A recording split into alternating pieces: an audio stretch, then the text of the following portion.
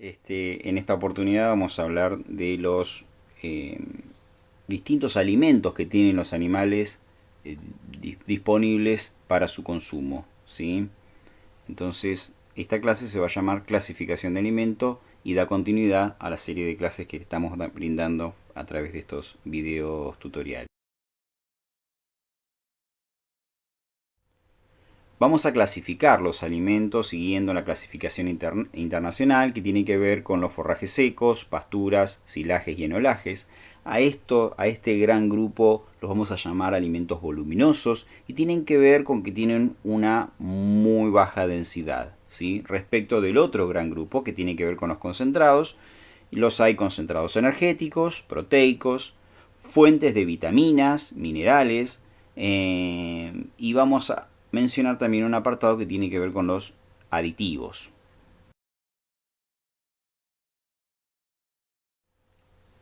Como hice mención recién, los alimentos voluminosos tienen un alto contenido de fibra y eso es lo que los hace de baja densidad. La fibra, que ustedes ya saben de qué estamos hablando, tiene que ver con la pared celular vegetal, es un obstáculo para el aprovechamiento del alimento.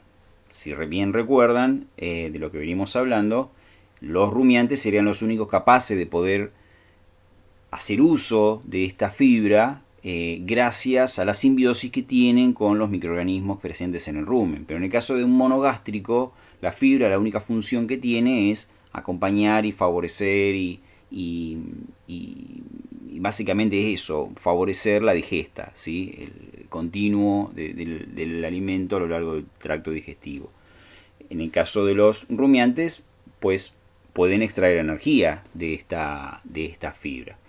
Bueno, estos alimentos voluminosos entonces dijimos que son de baja densidad porque tienen un alto contenido de fibra, más del 18%, y esa fibra está constituida principalmente por pared celular. Bien, por otro lado tenemos los grupos que denominamos concentrados, que contrariamente son de alta densidad, ¿sí? Tienen un alto contenido de algún determinado nutriente por unidad de masa, ¿sí?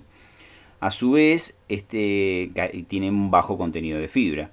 A su vez, este grupo se divide en dos categorías, ¿sí? Los concentrados energéticos, cuando tienen más del 70% de total de nutrientes digestibles o una digestibilidad muy alta, ahora vamos a hablar un poquito de eso, y tienen un bajo contenido de proteína bruta. PB va a ser proteína bruta. En el caso de los concentrados proteicos, sí, pues son alimentos densos y que aportan grandes cantidades o importantes cantidades de proteína. Los alimentos voluminosos entonces van a estar caracterizados principalmente por las pasturas, ¿sí? Las pasturas, los forrajes diferidos, los forrajes conservados, vamos a ir dando algunos ejemplos ahora, pero se caracterizan también, además de tener un alto contenido de fibra, por tener una alta variabilidad en su composición química, ¿sí? Y hay varios aspectos que hacen a esta alta variabilidad. Una de ellas tiene que ver con la especie, ¿sí? Con la genética, incluso de intraespecie, ¿sí? Podemos decir que las leguminosas tienen un contenido de proteína mayor que las gramíneas, pero aún así, dentro de la misma especie, podemos tener que distintos genotipos, ¿sí? También pueden tener una variabilidad de su composición química. Digo proteína por decir un aspecto, pero podría ser el contenido de fibra, podría ser su digestibilidad, podrían ser otros aspectos, ¿sí? Incluso el contenido de ciertos minerales. Todo esto puede ser variable, entonces la composición química va a ser variable entre especies de forma muy marcada, pero también dentro de una misma especie por sus distintas variedades. El estado fenológico también es una fuente de variación importante. Fíjense en el gráfico que se muestra en esta diapositiva, ¿sí? La línea punteada indica el rendimiento. De alguna manera podemos decir la acumulación de materia seca. La verde indica eso, ¿sí? Es la tasa de crecimiento. Mejor dicho, es la curva de la sigmodia de crecimiento.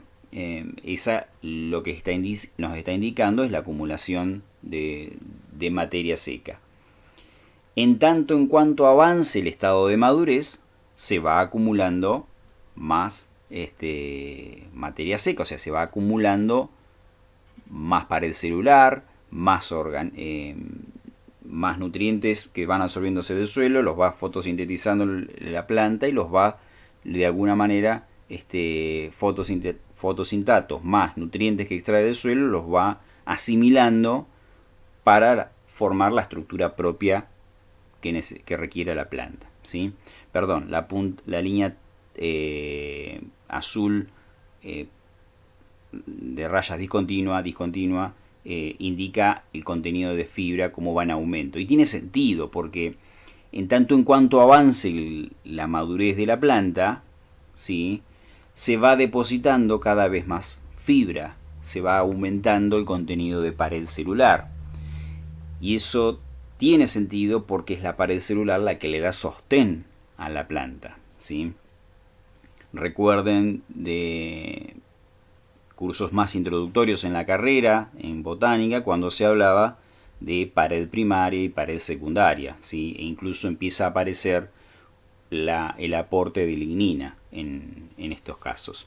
Bien, contrariamente al incremento de la fibra en cuanto avanza la madurez, el contenido de proteína, ¿sí?, disminuye, ¿sí? No en cantidad, pero sí porcentualmente respecto de la planta.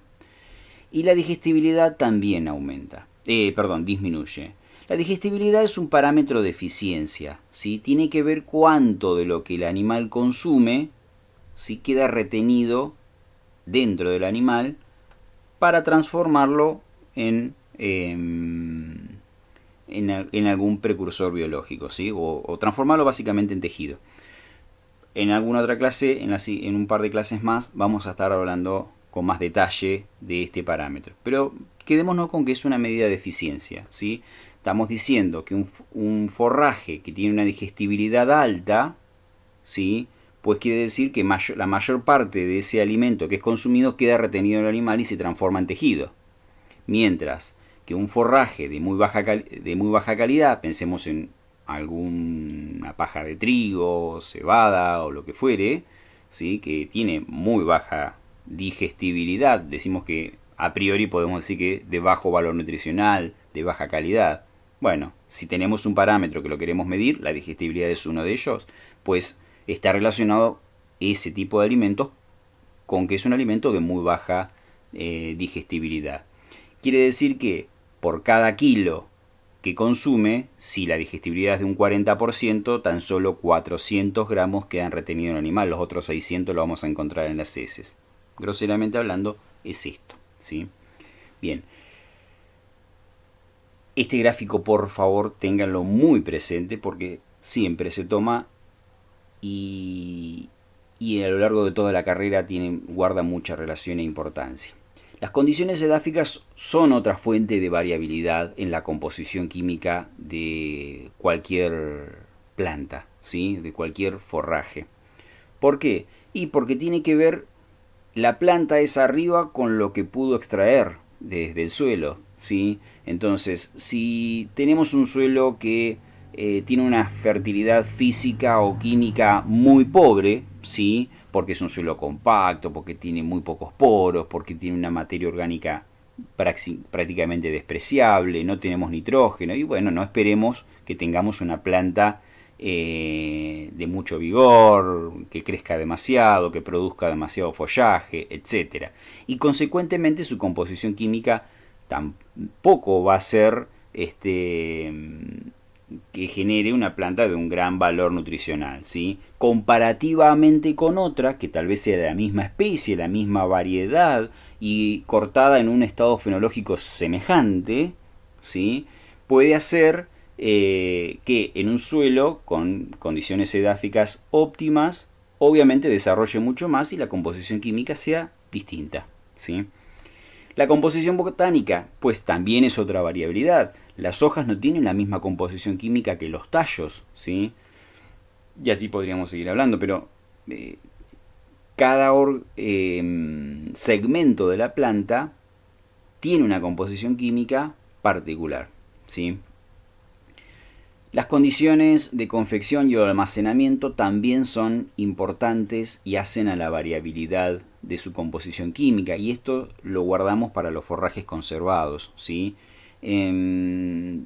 Las condiciones de confección tienen que ver, cuando hablamos de forrajes conservados, hablamos de henos, hablamos de ensilajes, hablamos de enolajes, ¿sí? E incluso podríamos pensar como un forraje conservado más de campo, más este, mm, de tecnología muy reducida, tiene que ver con un forraje diferido, ¿sí? Dejar que la planta crezca hasta que se seque y, bueno, algunas especies, vamos a ver un poquito más adelante, bueno, permiten sostenerse de pie y llegar a la estación de invierno y, bueno, garantizarnos por lo menos el volumen de pasto para los animales. Para un rodeo de vacas sería un recurso importante en un momento donde no hay producción. No, no es una herramienta que se emplee en todas las zonas, pero hay zonas que son una herramienta importante, ¿sí? Son una tecnología, por decirlo de alguna manera, de conocimiento, de interés.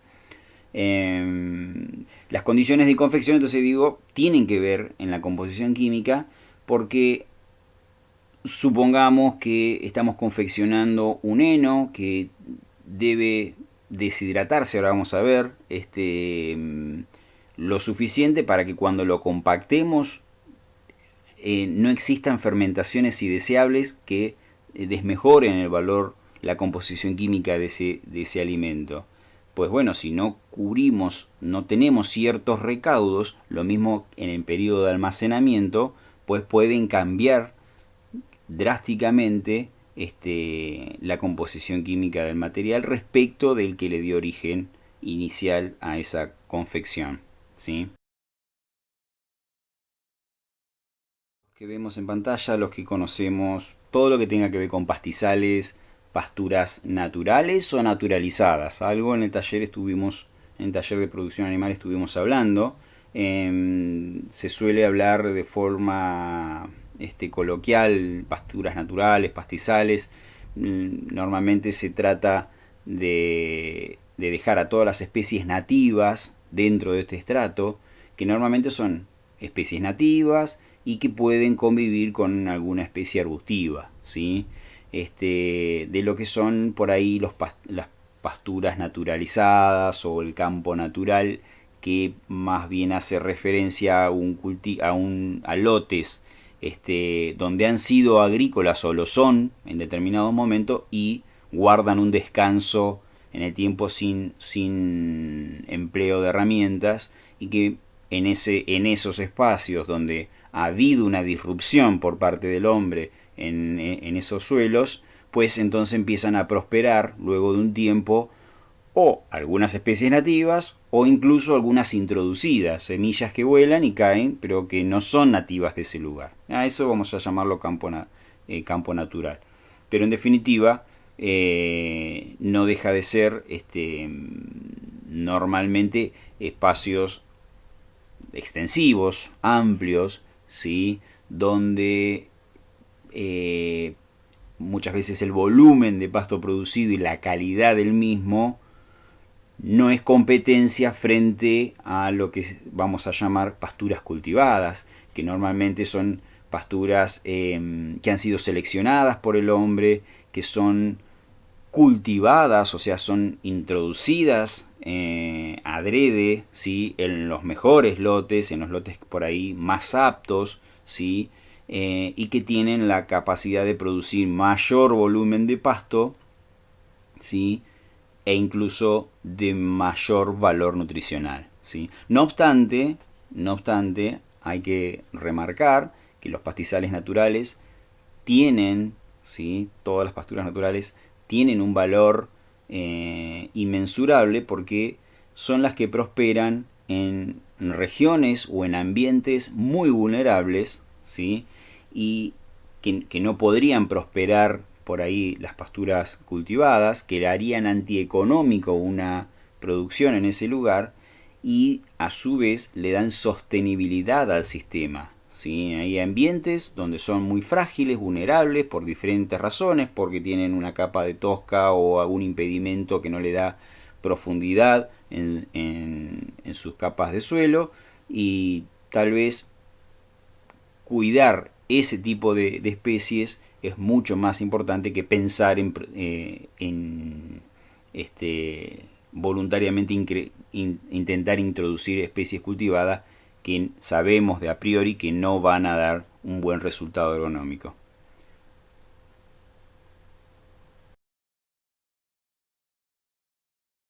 Tenemos senos como uno de los forrajes conservados por excelencia. Los senos se caracterizan, los hay prismáticos, o sea, el formato final que vamos a encontrar normalmente son los fardos o los rollos o los megafardos, ¿sí? Los fardos y los megafardos son prismáticos, son prismas rectangulares. En el caso de los rollos, bueno, medio la palabra lo dice. En el caso de los fardos pequeños normalmente pesan entre los 20 y 30 kilos, los rollos pueden oscilar entre los 250 a 700 kilos dependiendo de la cámara de compactación de la rotoenfardadora. Los megafardos pueden pesar alrededor de 400 kilos, dependiendo un poco de la especie. ¿Sí? Si es una alfalfa puede pesar eso, e incluso si hay mega enfardadoras estacionarias que pueden duplicar la densidad, entonces asimismo también el peso y llevarlos a 800 kilos. ¿Sí? En esencia, la inificación consiste brevemente en determinar una especie, elegir una especie, en un momento determinado de su ciclo de vida cortarla, tratar de generar la muerte lo más rápidamente posible de esa planta mediante el deshidratado, ¿sí? Tratar de que toda el agua que está presente en esa planta se evapore lo más rápidamente posible, de esa manera se plasmolizan las células, se mueren, la planta deja de respirar y todos los fotosintatos acumulados de la planta quedan retenidos, se seca el material a un nivel de hasta por debajo del 20%, y a partir de allí sí se puede elegir una máquina como la que vemos en pantalla, que es una rotoenfardadora, y permite el compactado del material. Ese material compactado, en este caso es un rollo, luego es almacenado, ¿sí? Se es estivado, preferentemente se lo trata de acondicionar de modo tal de que lo ideal sería que esté no en contacto con el suelo, en todo caso uno al lado del otro lo más pegado posible y cubierto para evitar ser deteriorado por las inclemencias climáticas. Y se trata de un material que bien conservado es un material seco, al tacto es seco, tiene entre 88 y 92% de materia seca. ¿Sí? Al tacto, repito, es seco y si se confecciona bien puede durar muchísimo tiempo. Ahora, si se confecciona mal o se almacena mal, pues tenemos, como en la imagen inferior de la derecha, un heno deteriorado, ¿sí? Que eso no es apto para la alimentación animal, ¿sí? Pues allí sobrevienen el fardo o la megapaca, la paca o el material compactado se fermenta también, toma temperatura, ¿sí? Y se deteriora, básicamente. En la jerga se suele decir que el material se arde, que ese forraje se arde. Una de las formas de conservar forraje tiene que ver con los ensilajes, ¿sí? El ensilaje, como vemos en pantalla, implica cortar un material vegetal, la planta entera, ¿sí? Cualquier planta podemos cortar acá. En realidad es preferente aquellos tipos de materiales que tienen altos contenidos de carbohidratos solubles. Ahora vamos a ver por qué, ¿sí? Pero bueno, el material se corta, se pica, ¿sí? Ahí ven la boquilla de salida de esa máquina, que que sale un material de una planta entera de maíz totalmente picado. Bueno, a tamaño de partícula estamos hablando de un tamaño de partícula que puede oscilar de los 2 a los 5 centímetros. Destroza toda la planta entera, ¿sí? Ese vagón o ese gran tolva rápidamente debe depositar ese material picado, cortapicado, ¿sí? En un lugar, como puede ser una torta como la que es gigante o mucho más chica. Esta es una de las más grandes que se pueden ver. En la imagen de la derecha se produce la descarga ahí, ¿sí? Del material. Puede hacerse sensiblemente mucho más chico, ¿sí? E incluso pueden, como en la imagen de abajo del todo, puede almacenarse con una embutidora en una manga de polietileno, ¿sí? Que es un silo bolsa, ¿sí? Tranquilamente. Bueno, ese material debe ser compactado. En el caso de ponerlo en un silo bolsa, la misma máquina que embute, ¿sí? Va compactando, va generando presión y va compactando ese material. En el caso de que sea otro tipo de silo, pues se requieren de maquinaria, que normalmente son tractores con ruedas de alta flotabilidad, que con el cuidado de no tocar el suelo, ¿sí?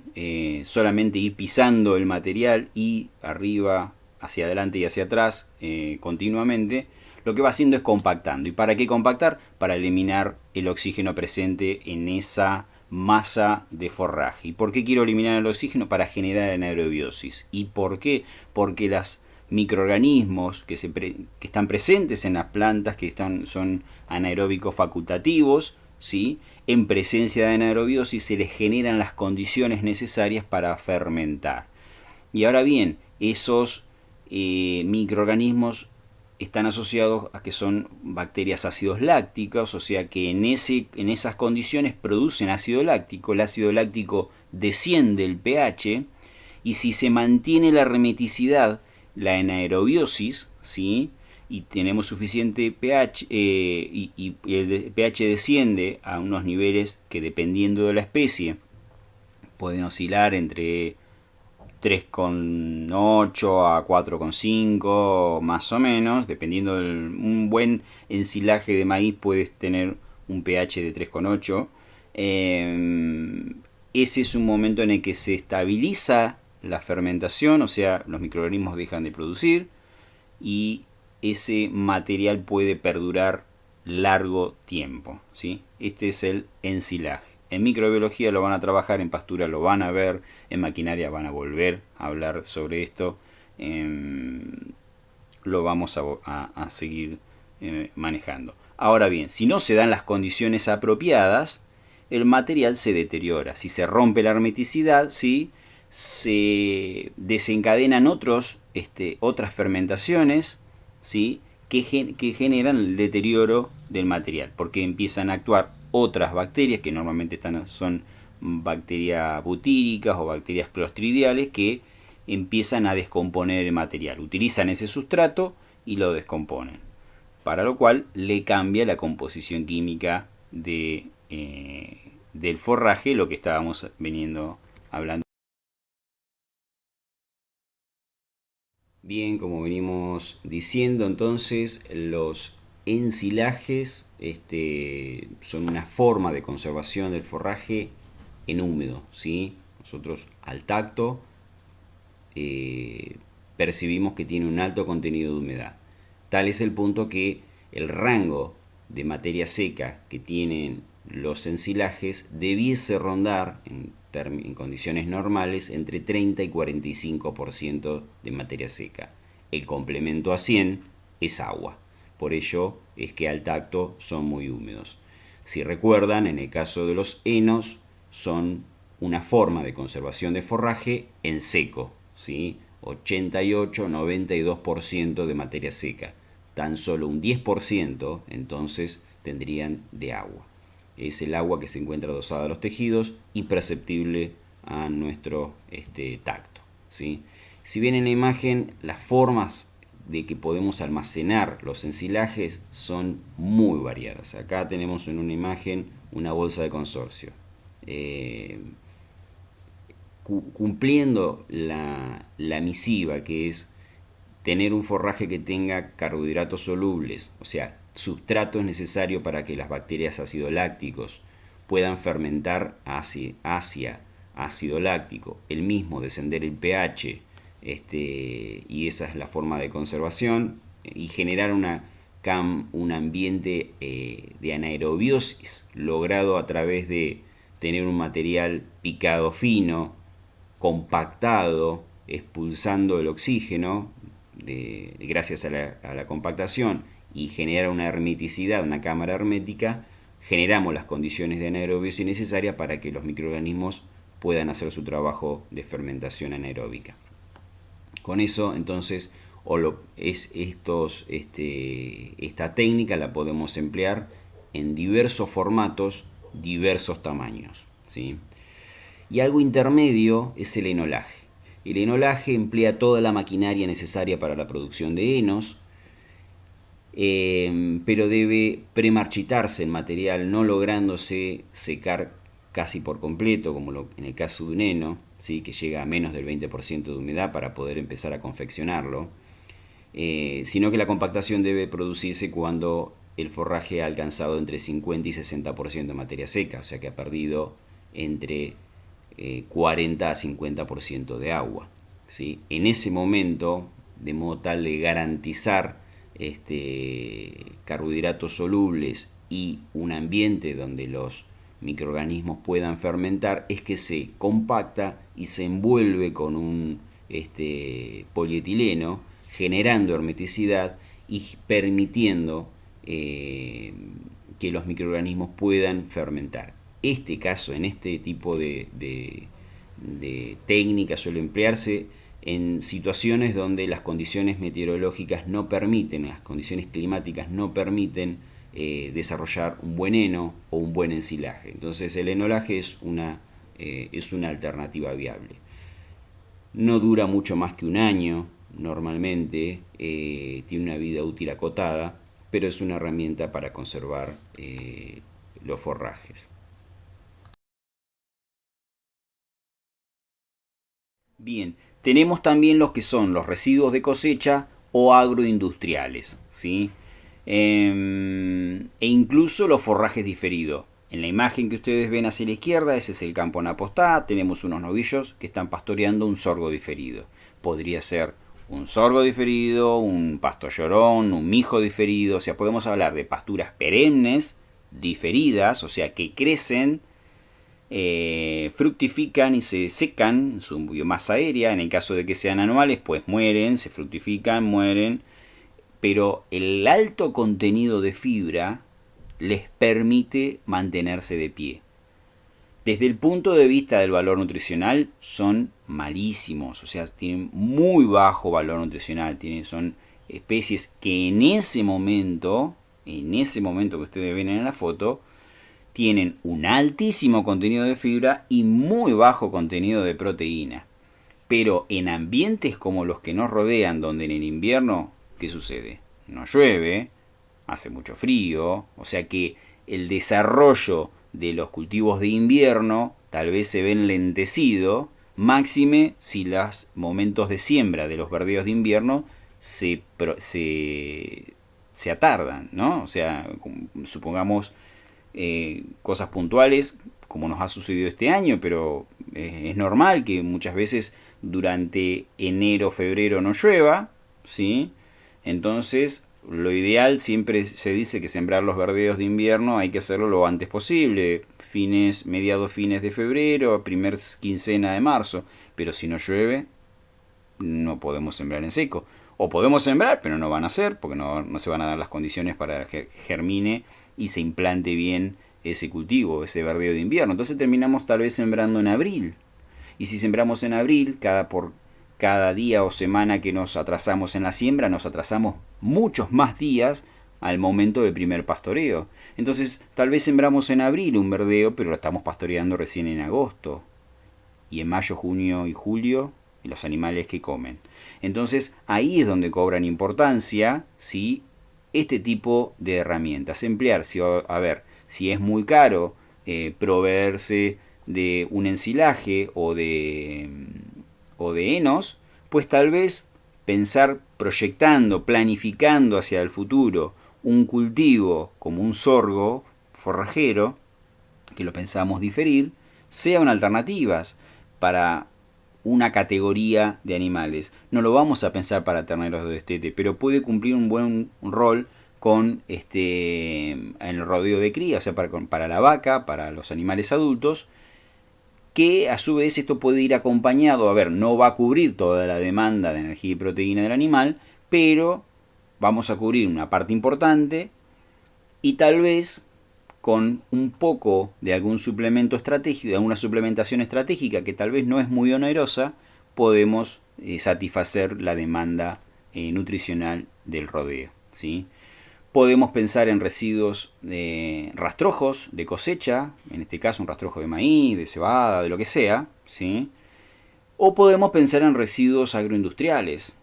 Ahí lo que vemos abajo son orujos de frutas del Alto Valle de Río Negro. Los orujos tienen alto contenido de fibra, desecados y hasta ciertos límites por riesgo que pueden llegar a tener el contenido de alcoholes que puede tener encima, es también una fuente de alimento posible. O sea, que dependiendo del ambiente donde nos encontremos, ¿sí?, muy posiblemente hay una fuente de alimento que vamos a tener para los rumiantes y está asociado con la fibra, ¿sí?, con aquellos que son de alto contenido lignocelulósico.